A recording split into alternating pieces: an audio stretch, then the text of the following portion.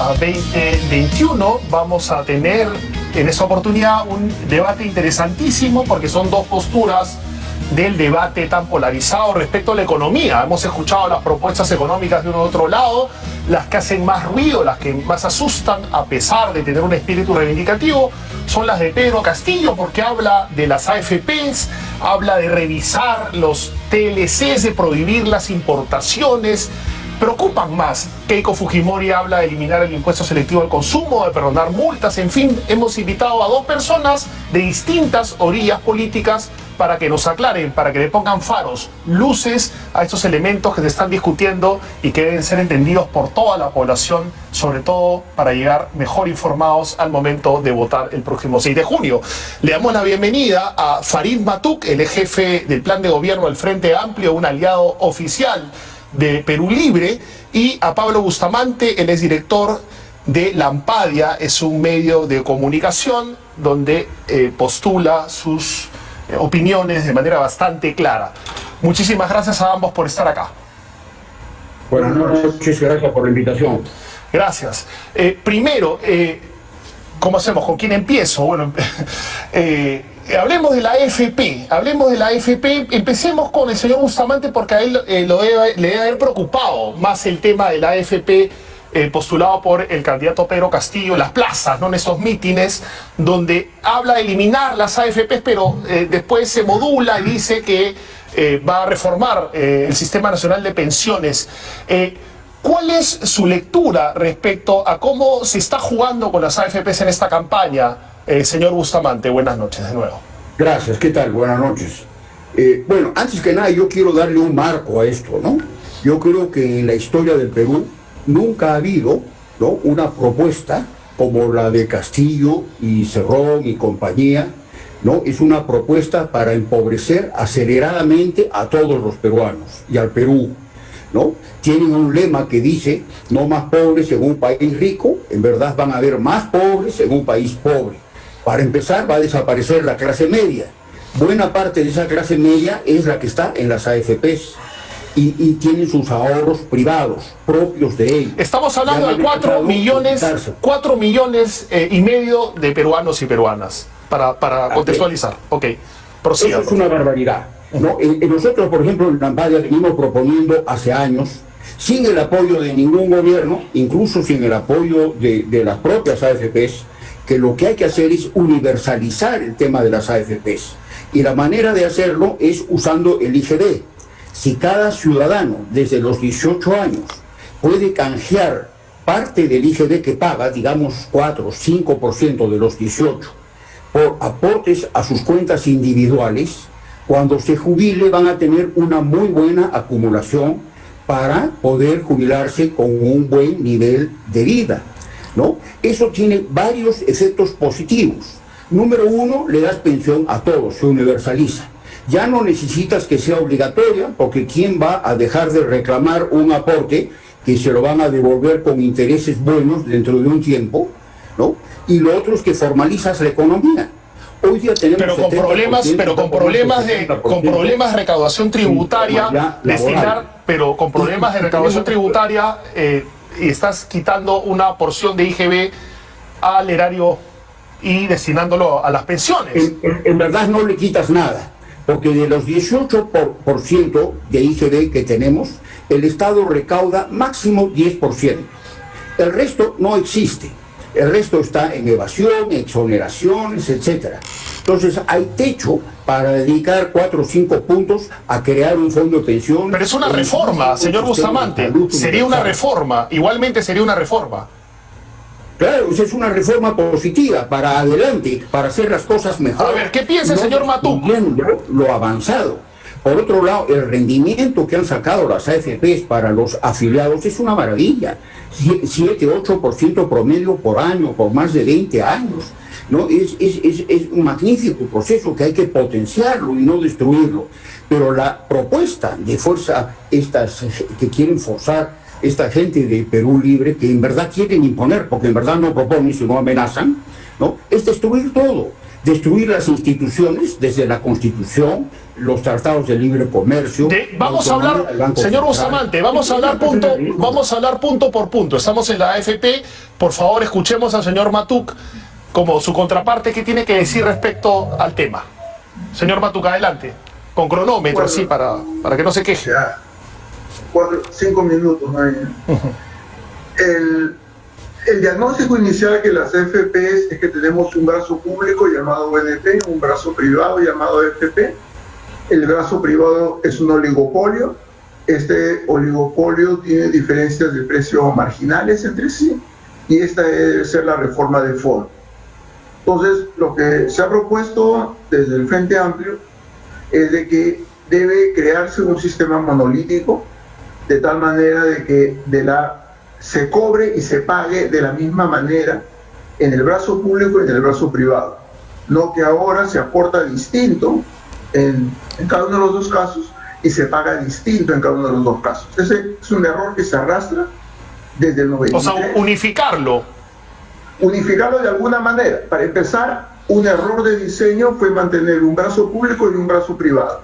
¿Y cómo mantener la rentabilidad de las AFP? Pero vamos por partes. Entonces, este es un primer elemento de diagnóstico.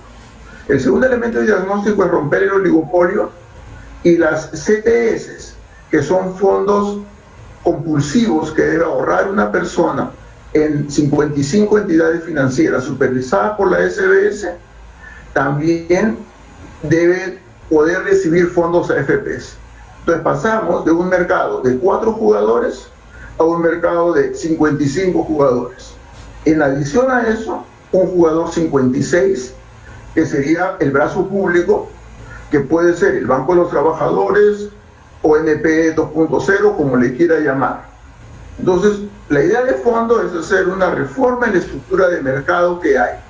La forma en la que se aporta, yo he puesto por escrito lo que el señor Bustamante ha dicho, lo puse cuando fui candidato en 2020, que una fracción del IGB perfectamente puede ser como un ahorro previsional. Es decir, en vez de dar el RUC, el que pide factura, el que pide boleta, da su DNI y un X porcentaje va a un fondo individual y lo retira a los 65 años. Ahí no es el tema. El tema del fondo es que hay 1 millón de personas mayores de 65 años que no reciben nada y que también deben de estar cubiertas. ¿Pensión 65 no ayuda justamente a ese sector tan vulnerable? No alcanza. O sea, el diseño actual de pensión 65 no es universal. Hoy por hoy hay una fracción que recibe por ONP, una fracción que recibe por FP, una fracción que recibe por pensión 65 y 1 millón que no recibe nada.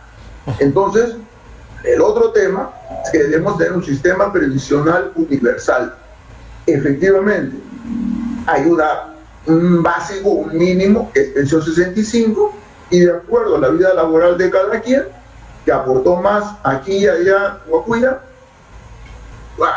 retirará más en el futuro. Pero el un eje central en desaparecer las AFPs es desaparecer el oligopolio de las AFPs. Uno de los problemas... ¿Y qué se hace con los ahorros de la gente que ya está en una AFP y que quiere seguir ahorrando en una AFP? Bueno, con esa libertad.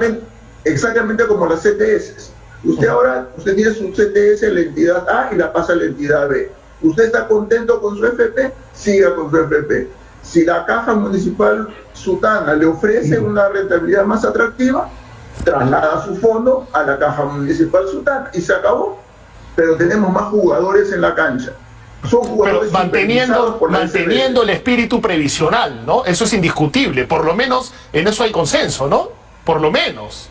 Hay un consenso universal que los adultos mayores de 65 años deben tener un ingreso mínimo. Pero guardando pan para mayo, pues. Guardando pan para mayo. Guardando pan para mayo. Tenemos una fracción, el que vende en el semáforo vive de subsistencia. El que vende en el semáforo no tiene cómo guardar pan para mayo. Guarda pan para el día siguiente.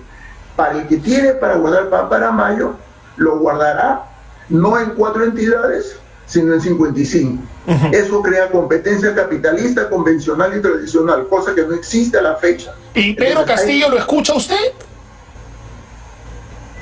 Pedro Castillo, ¿por qué me tendría que escuchar? Porque es su aliado, pues. Estamos hablando de las AFP, estamos Sí. hablando del vínculo del Frente Amplio con Perú Libre.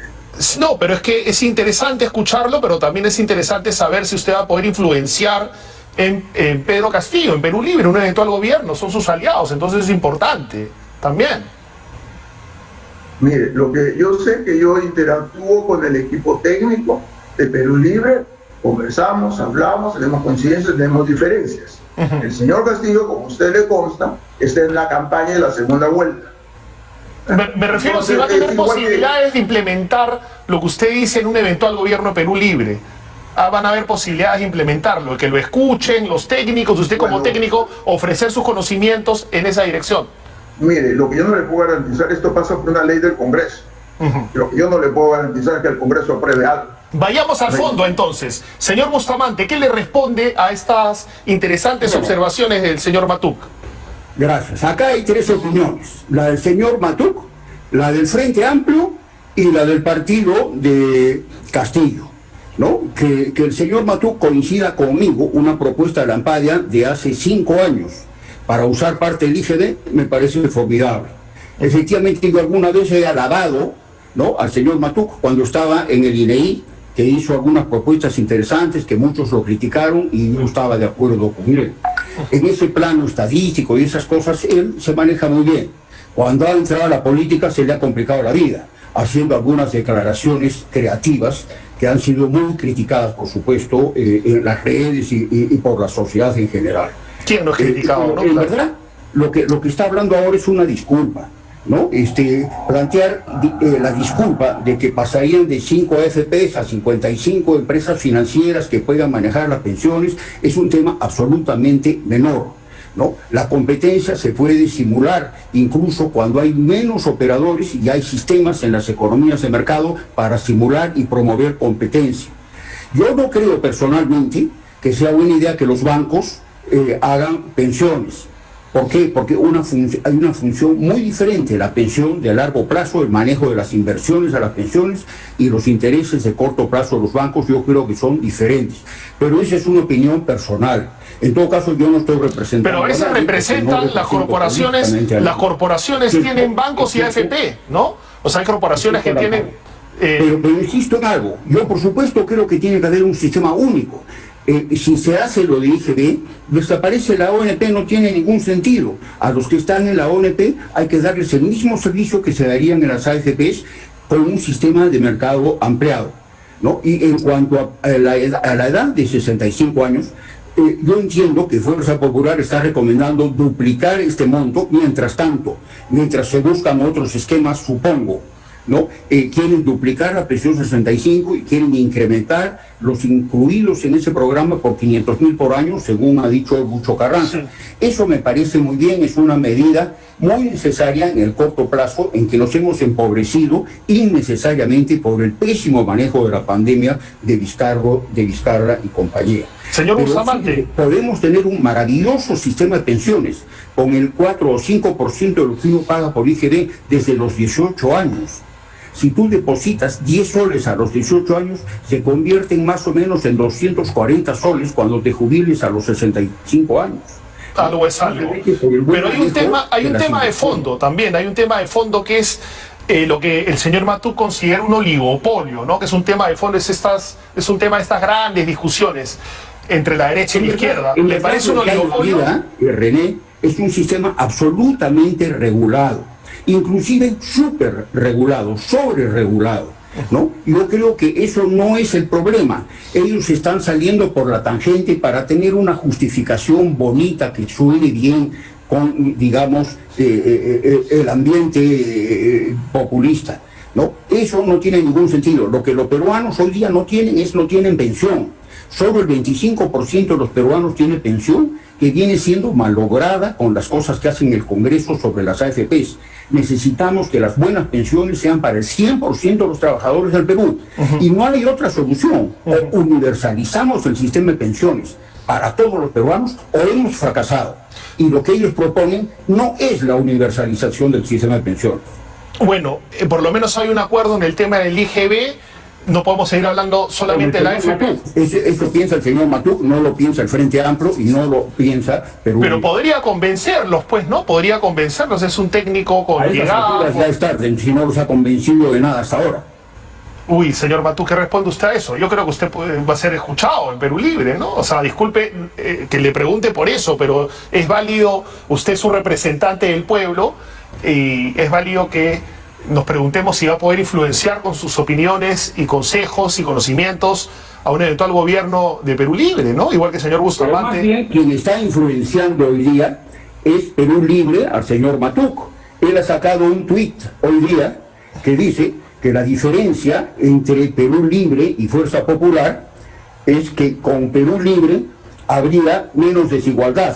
Claro, todos serían pobres excepto los ricos que manejarían el gobierno, como Venezuela, que tiene 96% de pobres, desaparecieron a la clase media, y 4% de ricos, que son los jerarcas políticos, militares y los narcotraficantes que viven en Venezuela. Eso no queremos en el Perú. Señor Matuk, por favor, se asume de una postura que el señor Castillo sería un calco de Venezuela. Es un típico tema del debate, pero ¿cuál es su respuesta? Bueno, a la afirmación previa, en mi experiencia he asesorado ejecutivos en 6 países del mundo, Perú y 5 otros. He vivido 11 años parqueado en otros países. Y el problema real no es convencer al Ejecutivo. El problema real es el infierno del Congreso. Ajá. Entonces, aquí el problema es que el Ejecutivo puede presentar la ley Z y si se estrella en el Legislativo es fatal. Claro. Eso lo vemos todos los días. Entonces, aquí el problema relevante no es si yo recomiendo o no recomiendo, si me hacen caso o no me hacen caso. Aquí el problema relevante es cuál es la conducta que va a tener el Legislativo. Y hemos tenido 3 presidentes cuando debiera haber uno, y todo es responsabilidad del Legislativo, no es gratis. El mismo Pero equipo Farid, de Fuerza Popular todo que depende, tenía... Farid, de la propuesta del Ejecutivo. ¿Puedo terminar? Claro, claro que sí, me encantaría. Ya, gracias. Entonces, el problema es de que el Legislativo, y aún en el Legislativo, teniendo una mayoría propia, como fue el caso de Fuerza Popular, ninguna ley en el plan de gobierno de Fuerza Popular, no estoy pidiendo una ley de otro plan de gobierno, pero ni una sola ley que se desprendía del plan de gobierno de Fuerza Popular de 2016 fue aprobada por la mayoría fujimorista el primer año, que tenía mayoría propia. Esa es una parte. Lo segundo, sobre si vamos a hacer Venezuela o la India o lo que fuese, son extrapolaciones, parte de la propaganda. O sea, yo fui parte del equipo económico de Fujimori en el 90. Y esta visión apocalíptica que se elige en la Fujimori va a ser el fin del mundo. Un cerro de amigos fueron del equipo económico de Humala en 2011. Yo estaba en Angola en ese momento. Igual, apocalíptico. No ocurrió ningún apocalipsis. Entonces, aquí hay un tema que hay que tener presente, que los profetas del apocalipsis ya han fracasado 2 veces. Y eso es parte de los hechos. Entonces, aquí uno puede, como parte de la propaganda... Pero señor Matuk, lo que pasa es que ni Fujimori ni Ollantumala con la hoja de ruta eran tan contundentes, tan radicales como el señor Castillo, que no se modula. Digamos, habrá gente a la que no le importa que se module, ¿no? Que compra esas propuestas, pero hay otro gran sector de la población enorme que está muy preocupado con, por ejemplo, renegociar los TLC, ¿no? Y le ruego que por favor vayamos a esa parte del debate también, renegociar los TLC. A ver, mira, Farid, yo creo que hay un problema grave con todo lo que representa a Perú Libre. En los debates, en las presentaciones, solo hablan del pasado. Quiere decir que no tienen ideas sobre qué hacer en el futuro. Y cuando dicen algo, dicen barbaridades, como cambiar la Constitución a la mala, desaparecer los TLCs, cerrar el Tribunal Constitucional, la Defensoría del Pueblo, y todas esas barbaridades. El Perú necesita integrarse a la economía mundial, y eso lo entiendes tú perfectamente. Yo sé de tus capacidades. Un país pobre como el Perú no puede desarrollarse cerrado, limitando las importaciones, protegiendo lo local. Un país pobre como el Perú tiene que hacerse rico trayendo la riqueza de afuera, exportando minerales, pescados, confecciones, agroexportaciones y trayendo turistas. El potencial de nuestro país está ahí. Ahí es donde podemos crear la riqueza y salir de pobres muy rápidamente. Si en 30 años hemos pasado de 60% de pobres a 20% de pobres, viniendo desde el octavo círculo del infierno. Eso es verdad, pero viene la pandemia, pero señor Bustamante, viene la pandemia y quita... No vamos a poder hacer manejándonos bien por Claro, 10 años, pero de acuerdo, pero es un cambio relativo, porque vino la pandemia, quitó el telón, quitó el velo, y mire cómo funcionaron las cosas. O sea, pero eso ha sido un punto de quiebre. Pero reveló las condiciones. Reveló las condiciones. Y a toda la gente que ha tenido una crisis de pobreza, sacarla este año de la pobreza, ¿no? Y para eso... Pero los servicios básicos, los servicios... De acuerdo. De acuerdo, pero hablamos también de los servicios básicos, la salud, por ejemplo. Pero, señor Matuk, realmente dan miedo, pues, dan miedo las propuestas de Pedro Castillo. Sí, le voy a contextualizar. Sí, claro, es lo mismo, es lo mismo. ¿Puedo hablar sobre los TLCs? Sí, por supuesto. ¿Puedo preguntar? Entonces. ¿Puedo preguntar, por favor? O sea, va a hablar sobre los TLC. Quiero decirle que también, no solamente... me preguntaron antes y no lo pude responder. Sí. No respondo. Bueno, responda usted, responda usted. O sea, de los TLCs, hay TLCs que son genuinos y TLCs que son adulterados. El caso de Guatemala, que solo se importa azúcar y no se exporta nada a Guatemala, el único que beneficia es a un importador de azúcar de Guatemala al Perú y ha destruido la industria azucarera en Perú. Entonces, ese TLC debe ser revisado, anulado. El TLC con Japón, con la Unión Europea, con Estados Unidos, son TLC decentes. Pero esos TLC que son unidireccionales, en donde hay un tipo que hace de intermediario y se llena de plata a través de esa intermediación, ese TLC no camina. Entonces hay que diferenciar. Para evitar los de Guatemala se tiran todos los TLCs. Bravísimo. No hemos dicho tirar todos los TLCs. Por supuesto, es lo que dijo Castillo y lo que dijo Cerrón. Yo no lo he visto escrito, lamentablemente. Sobre el tema, ahora quiero tocar el tema de la Constitución, pero quiero acabar, porque sobre el tema de la Constitución. Pero he dicho, pero Farid, el TLC, hoy día lo ha dicho Castillo, vamos a revisar todos los TLCs, no solo el de Guatemala. Ya, lo va a revisar, porque usted tiene que dar una ley que va a revisar. Aquí en el detalle es más puntual, el detalle es técnico. Los TLC no son talla única. Los TLC no son talla única. Detalles técnicos. Acá lo que hay es una gran ignorancia sobre las estrategias para el desarrollo del país. El Perú solo puede salir de la pobreza creando riqueza, y eso se hace con inversión y con comercio internacional. Farid, tú lo sabes perfectamente. Es muy lamentable que hoy estés asociado a esta gente que no entiende las cosas que tú sí entiendes. Por favor, creo que tienes que hacer un mayor esfuerzo de hacerlos entender. Pero había una mención de la Constitución que se quiere cambiar a la mala. La Constitución, escrita hoy, y la utilizó la gente del FONAVI, si usted junta el número de firmas tantas y explícitamente el número de firmas dice hágase tal cosa, se hace tal cosa, hombre revisará que las firmas son genuinas y se hace. Dentro del 206, ¿ah? No. La Constitución de Fujimori abrió la puerta del referendo de la consulta popular que no estaba en la Constitución del 79. No, pero no para pedir una nueva Constitución, pues eso por no eso... dice. Eso no dice. Pero, disculpa... Eso es interpretativo. No, disculpa, bueno, es que todo es interpretativo, pues. Depende de quién esté en el poder. Pero vamos... No, lo que no es interpretativo es de que el presidente ordene un referéndum. Eso no es interpretativo. Pero el 206 es claro. Vamos a hablar de eso después de la pausa. Sigue usted hablando, Farid. Estoy midiendo el tiempo de manera escrupulosa para que haya equidad. Entonces vamos a la pausa y seguimos contigo, Farid, para que le responda al señor Bustamante respecto a la Constitución. Matuk, estamos de regreso con el señor Matuk y con el señor Pablo Bustamante en un debate bastante intenso sobre las propuestas económicas, y habíamos terminado antes de ir a la pausa con el tema constitucional. Señor Matuk, solamente le voy a leer algo que tiene que ver también con lo que está pasando en el Congreso, que podrían en esta legislatura, en este Parlamento, elegir a los nuevos miembros del TC. Hay varias personalidades que se han manifestado en contra de que este Congreso sea el que elija los miembros del TC, que serían los que tendrían que interpretar justamente lo que usted llama interpretable, porque es interpretable ciertamente. La iniciativa de reforma constitucional, es el último párrafo del 206, corresponde al presidente de la República, con aprobación del Consejo de Ministros, a los congresistas y un número de ciudadanos equivalente al 0.3% de la población electoral con firmas comprobadas por la autoridad electoral. Ya, pero eso tiene que pasar de todas maneras por el Congreso. Pero usted dice que es interpretativo, lo tendrá que resolver el TC. No. A ver. No.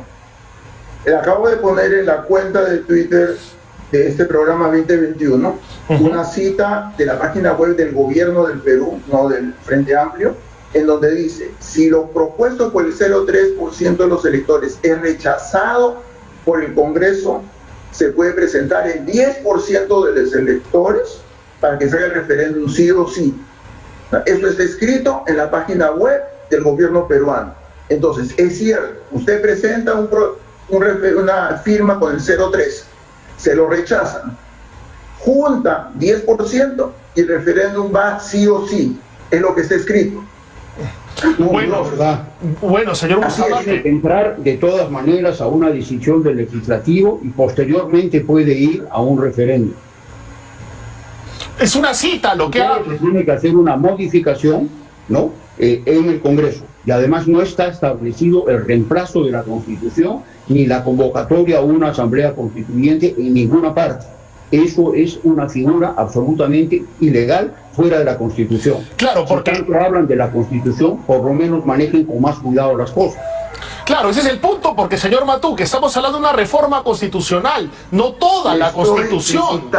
Le estoy citando la página web del gobierno del Perú. No, pero la está interpretando también. No le estoy interpretando. También. Dice la letra: si el proyecto de reforma constitucional es rechazado por el Congreso, existe la opción de acudir nuevamente al jurado, esta vez con un total de firmas que representen el 10% del elector. Ya, usted mismo lo ha dicho. Eso Reforma, dice. Por eso dice reforma constitucional, no nueva constitución, pues. No, la reforma constitucional es cambiar el 206, pues. Ah, bueno, eso es importante. No se puede cambiar así nomás. Ya puede ser como Chile. Hay procesos que hay que mantener. Esto no se puede manejar mal como un colegio de provincias donde un profesor abusivo hace lo que le da la gana. Eso no es el Perú. Pero no puede usted referirse, no están respetando al Perú, no están respetando nuestras instituciones y están amenazándonos con cambiar las cosas como les dé la gana. Eso es inaceptable. Es que, ¿qué problema ponerse de acuerdo? Nacionalizar nuestras riquezas, nuestros recursos naturales. Si paramos la inversión en la minería, el Perú no sale de pobre. Fíjese, si usted exporta, Farid, un polvo de algodón que se vende en Miami en $80, en el Perú quedan $8, el 10%. Se exporta una palta a un supermercado inglés que se vende en 2 libras esterlinas o 2,5, en el Perú queda 60%. Pero si exporta concentrados de cobre a China,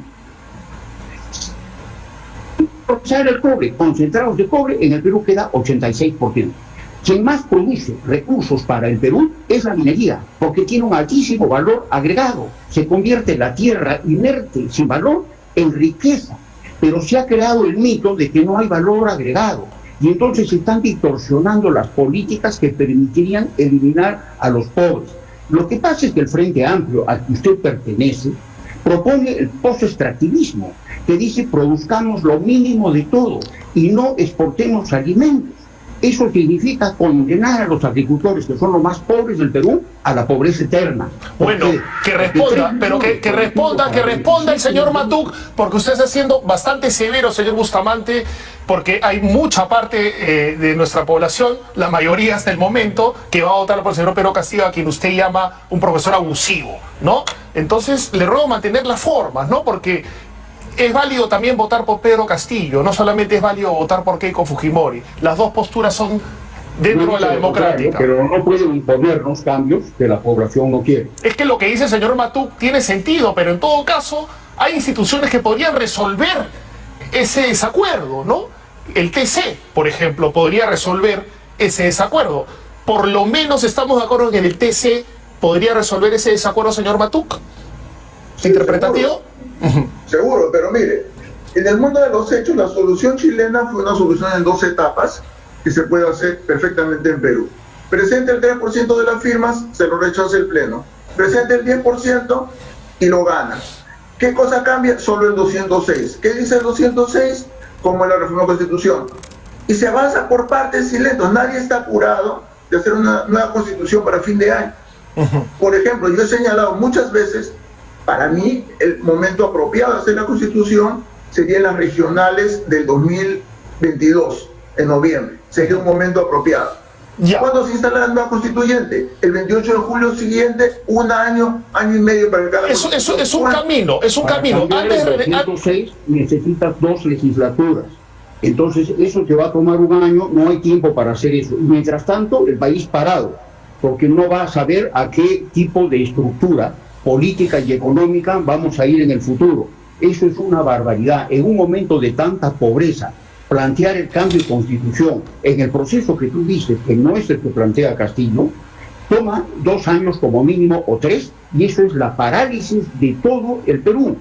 Nosotros tenemos que priorizar hoy día la recuperación. Pero en todo caso lo puede decidir la democracia también, señor Bustamante, nos guste o no, lo puede decidir la democracia del Congreso también, los votos del Parlamento. Lo que estoy diciendo es que no se puede plantear una reforma de ese tipo en un momento como este, en que nos hemos empobrecido y en que la prioridad es recuperar la salud económica de todos los peruanos. Entonces, si paralizamos las inversiones, si paralizamos las decisiones sobre la economía, esperando una nueva constitución, condenamos al Perú a quedarnos con el nivel de pobreza de 30% que tenemos hoy. Por lo menos en el corto plazo, Farid, y eso es un costo, pues, es un costo de esta gran conversación que tiene que haber con respecto a la posibilidad de una nueva constitución o no, tiene sus costos, pues, y en el corto plazo vamos a estar bien complicados. Mire, la evidencia que tenemos de Chile es que la han hecho con tiempo en sus partes y yo no veo ninguna. No, pero todavía no estamos viendo pues la Asamblea Constituyente, cómo va a actuar. Pero nuevamente, lo que estoy señalando yo es que es en 2 etapas, perfectamente legal y con un Congreso en contra. Está escrito, se puede hacer. No es a la mañana siguiente, no es que el 29 de julio el presidente convoca a una constituyente, un referéndum en 30 días. No es eso. Se puede hacer. ¿Va a tomar tiempo? ¿Es cuesta arriba? Nos va a tomar tiempo. El entretanto tienes que reconocer que causaría una parálisis de todo en el Perú. Y eso sería muy malo para nuestro país. Estando empobrecidos como estamos, la prioridad es recuperar la economía de todos los peruanos. Eso creo que tú lo tienes muy claro, ¿no? Y conoces de las estadísticas y de todos los procesos que explican la naturaleza de estos procesos en el Perú. Bien. No te dejes llevar, ¿no? A mí yo lamento que tú estés defendiendo las propuestas de Castillo y compañía, porque tú vales mucho más que sus propuestas.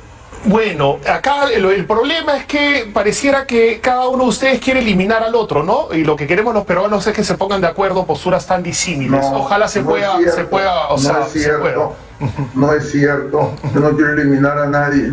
O sea, me refiero ideológicamente. No quiero eliminar a nadie, al contrario. Tampoco. Estoy diciendo que el señor Farid es un tipo muy valioso y que me da pena más bien que esté representando malas propuestas. Bueno, él considera malas las propuestas suyas, entonces... Yo no he dicho que son malas. Ok, bueno, ¿cómo son las Yo sí he propuestas? dicho que las propuestas de Perú Libre son malas. Y no estoy atacando a Castillo ni a Cedrón, sino a sus propuestas. Ok, me quedo entonces con la idea de que no hay un ánimo de eliminar ideológicamente al oponente. De ninguna manera. Perfecto. Usted está poniendo esas palabras en las bocas de sus entrevistados. Es lo que parece, y es lo que se ve en este ambiente crispado y en buena hora, sí, yo lo veo así. ¿No le extraña por qué? No sé, ya lo he visto hacer lo mismo antes. Yo también lo he visto usted lanzando comentarios bien furibundos contra nosotros. Contra nosotros. Lo he visto. Bueno, muchas gracias. Están hablando los dos acá.